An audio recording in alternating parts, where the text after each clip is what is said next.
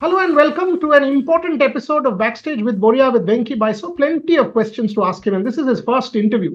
This is his first interview since the retention process. Yes, we have seen him give some bites which were put out by the KKR nightclub. A lot of us have carried it, including our platform. But to ask him and in that interview, let me also say he was diplomatic. I'm saying it in front of him. He was diplomatic and very rightly so. But in this particular interview, I requested Mr. Mysore to be candid as he has always been with me. We share an extremely good rapport. So, in that sense, people might say, this is between friends, but that's not the case. We'll ask him the questions, then it's on him whether he wanted to answer them or not.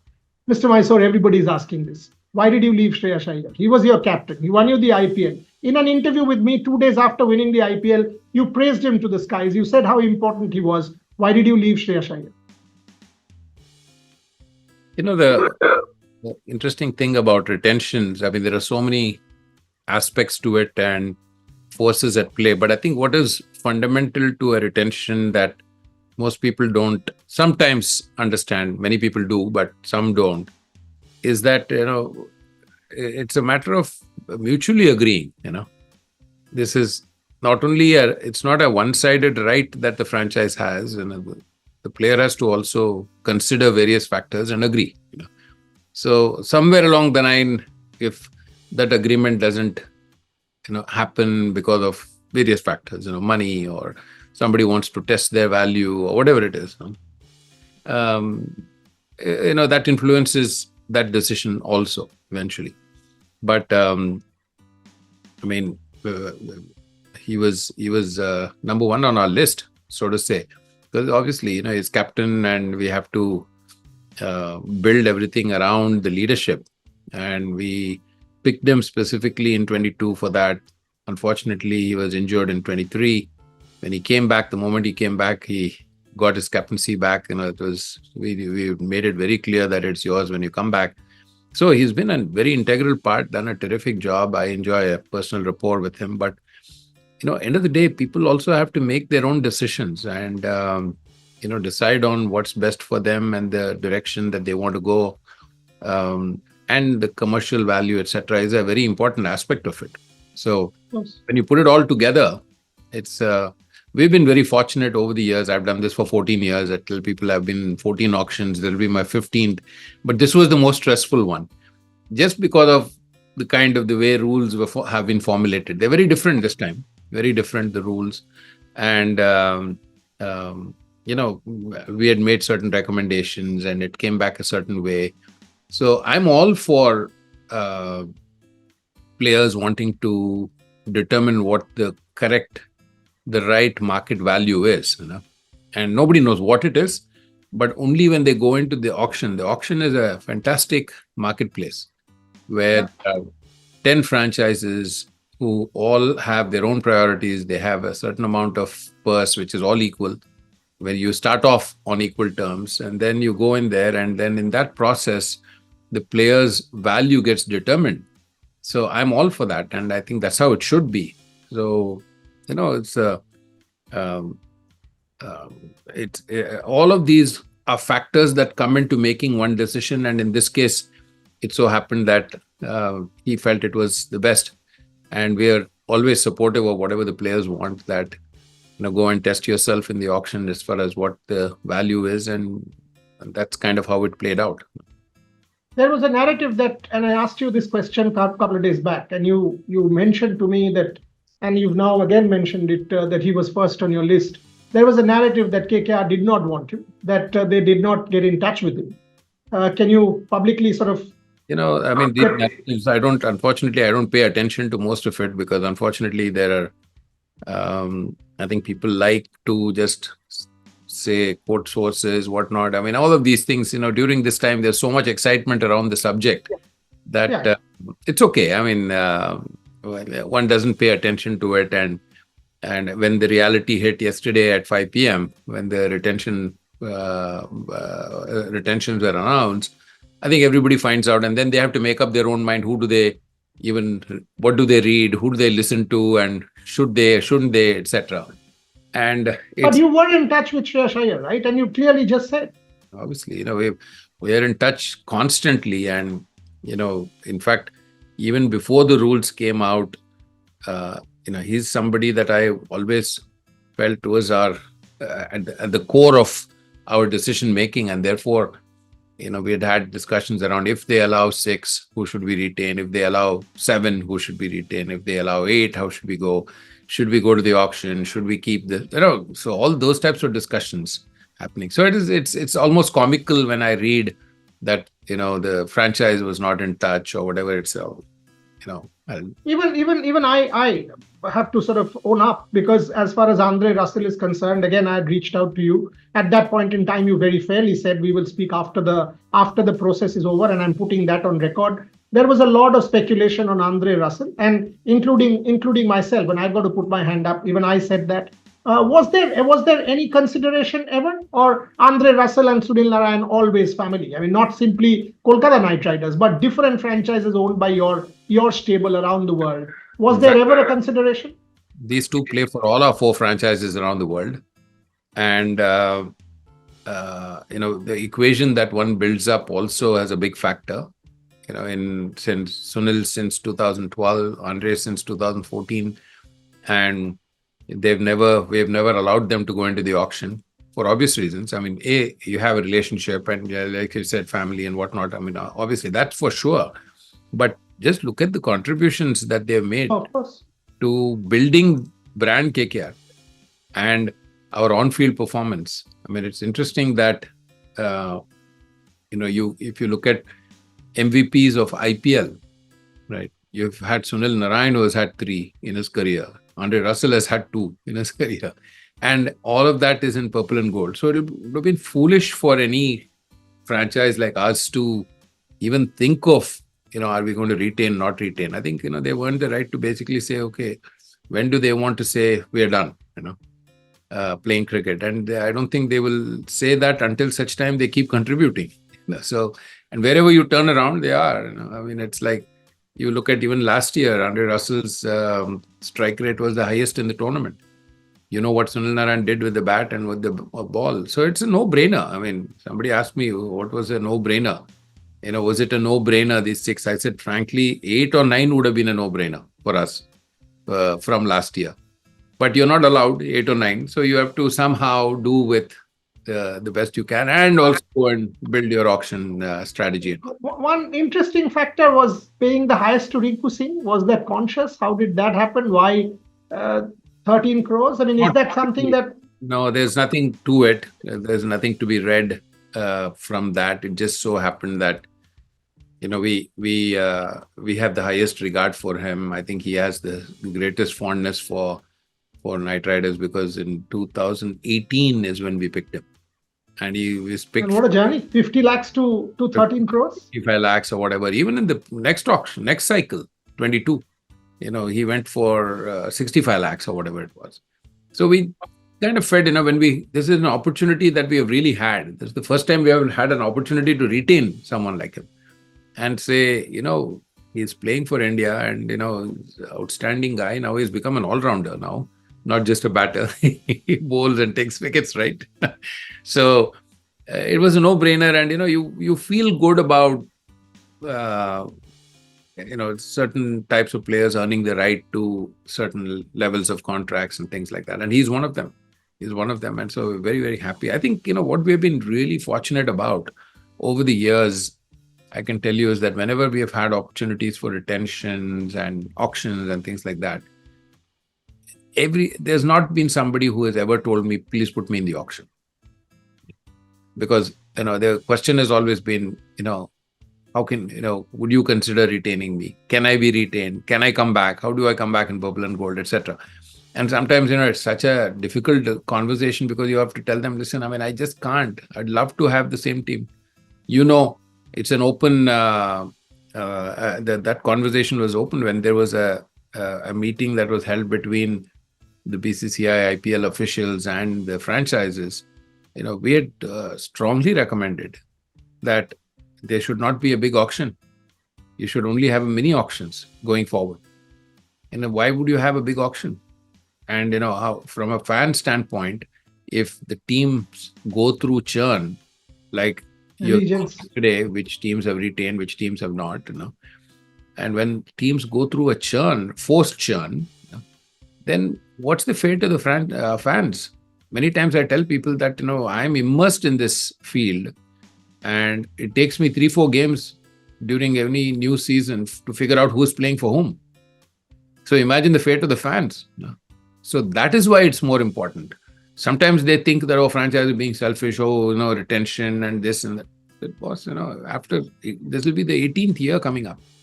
After 18 years, if we cannot have a system to maintain some continuity with what we do, it's very difficult to build something that will create that connectivity and that tribalism and fan base and things like that. They attach themselves. And so can you imagine when in Eden Gardens, when Rinku Singh walks in, people are chanting Rinku, Rinku, 70,000 people chanting Rinku.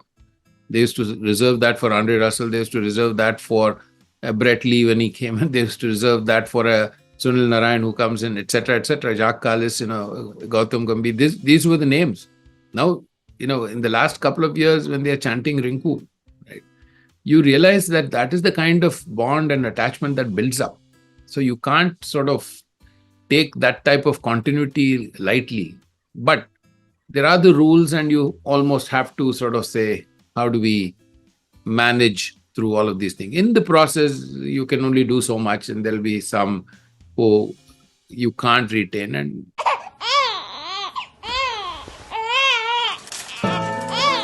what is the right time?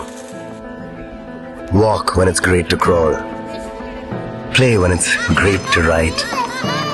What is the right time? To be a born talent. To be a future champion. To walk alone. Playing under 16 at 12. Facing 20,000 balls with a half-grown spine. What is the right time? Too little to be selected. Too talented to be rejected. The papers, selectors all asking, what is the right time?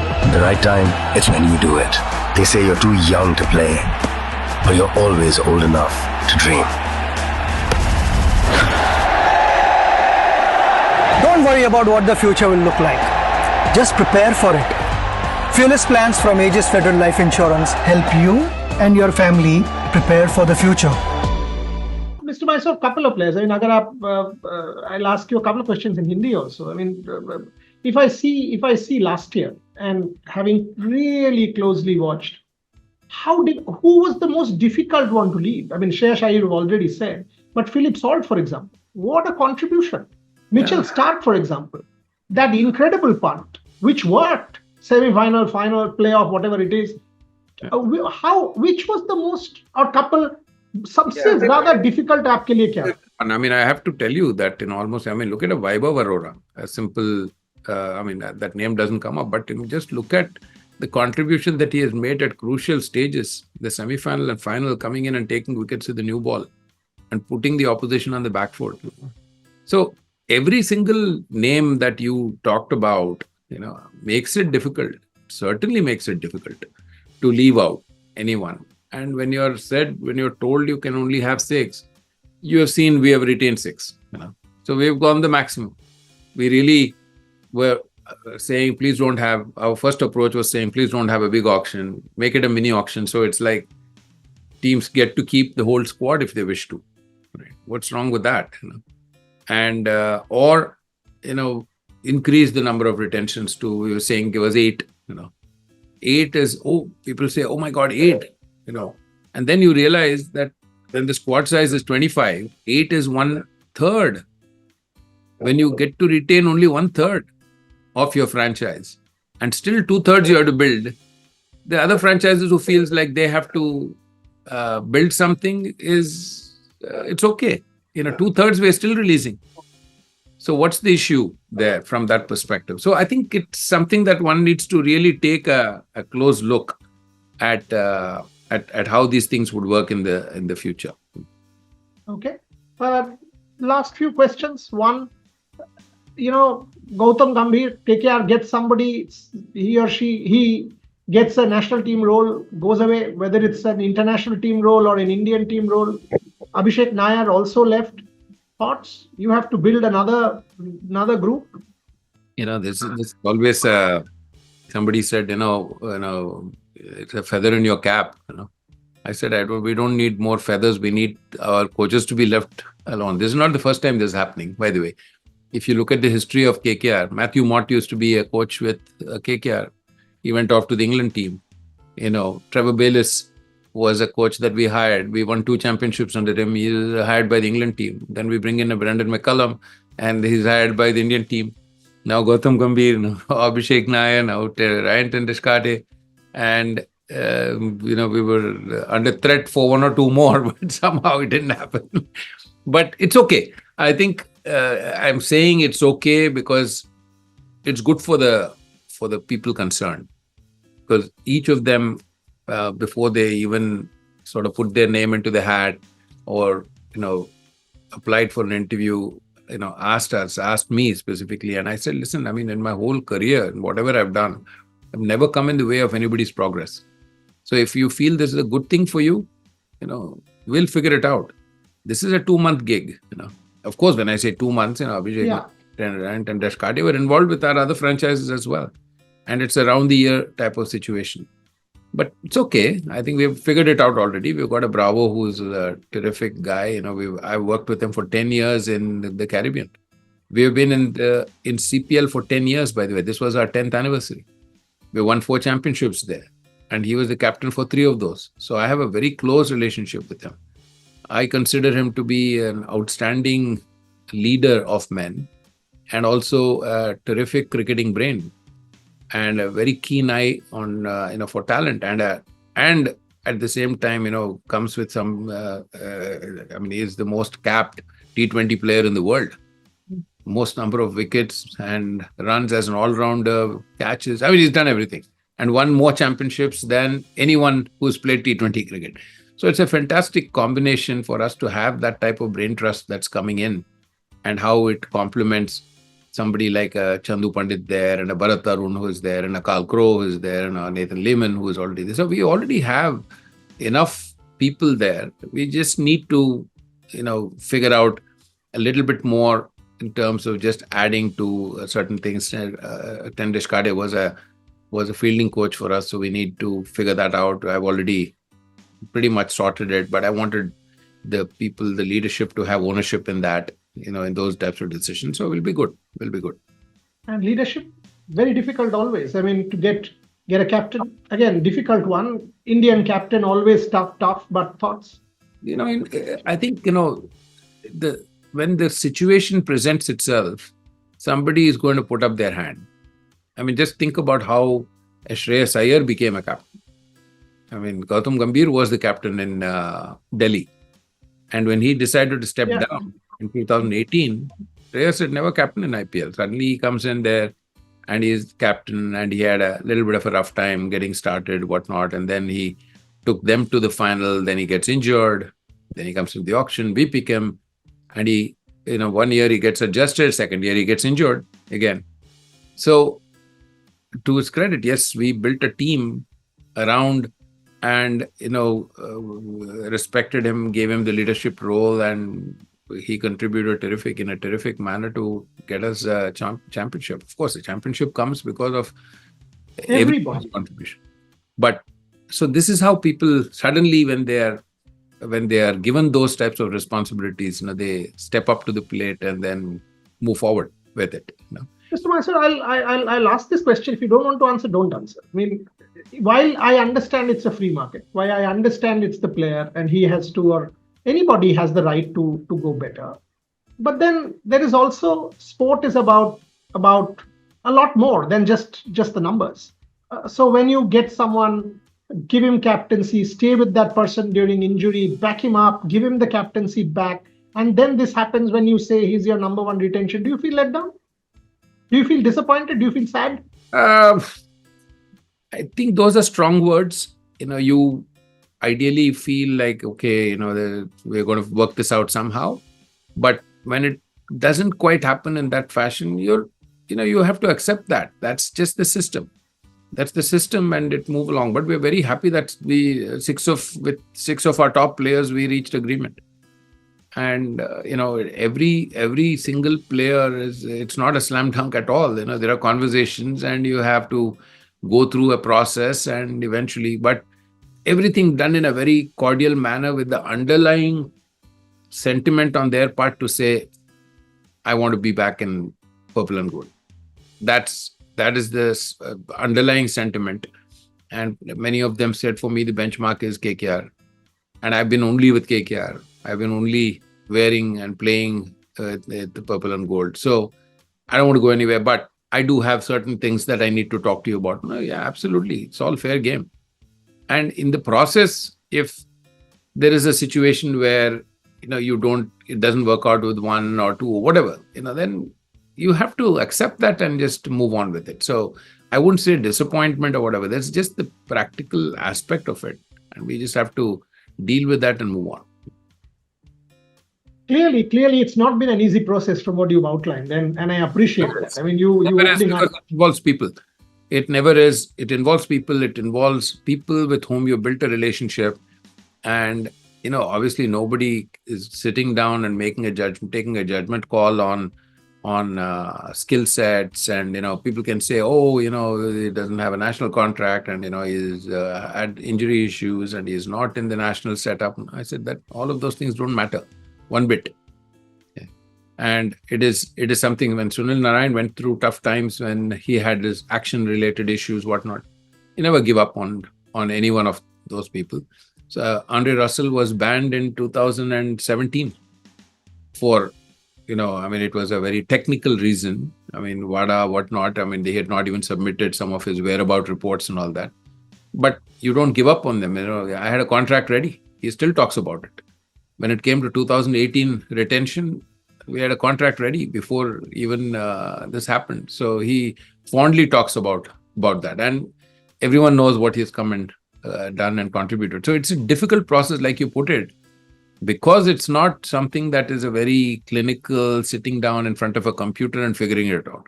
It is about people. It's about and it's about, ultimately we know what they're capable of doing on the field. So nobody's, casting any judgment on that. Are there other players who are better, worse, equal, whatnot? I'm sure there are. The number of people who are coming into the number of players who are coming to the auction is, it makes your head spin actually right now when you start thinking about it. But you want your players back. That's the bottom line, because they also have that sentiment towards you. We have the same, and the onus is on us to figure it out. This has not been an easy interview. It has. I appreciate you opening up like this, because it sort of gave me a feel. I'm sure everybody who will watch this will get a feel how challenging it is. How challenging it is for a franchise, not one but all 10 maybe, to go through this retention process, and how difficult it is at times, because human emotions, bondings, loyalty, trust built over the years, they come into play. Yep. Mr. Mysore, thank you very much. Thank you very much for sort of spending some time with me and getting out all of these perspectives, candid as usual, and wish you all the very best for the auction, and all the very best as always. Thank you very much. Thank you. Appreciate it. Thank you. Thanks.